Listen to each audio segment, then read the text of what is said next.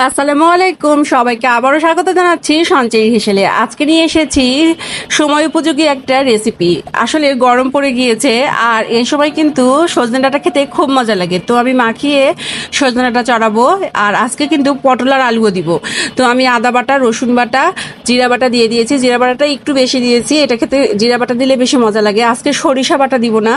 আর পেঁয়াজ, কাঁচামরিচ কুচি দিয়ে আর লবণ দিয়ে ভালোভাবে মাখিয়ে নিয়েছি। আর আমি কিন্তু তরকারির সময় যখন মাখাই তরকারিটা, হাতে একটু তেল আগেই ভরিয়ে নিই, তাতে ঝালটা অত বেশি হাতে লাগে না।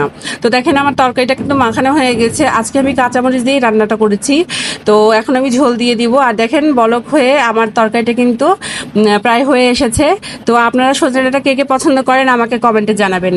আমাদের তো বাসায় সবাই খুব পছন্দ করে। আর নতুন নতুন রেসিপি পেতে আমার পেজের সাথে থাকবেন। সবাই ভালো থাকবেন। আসসালামু আলাইকুম।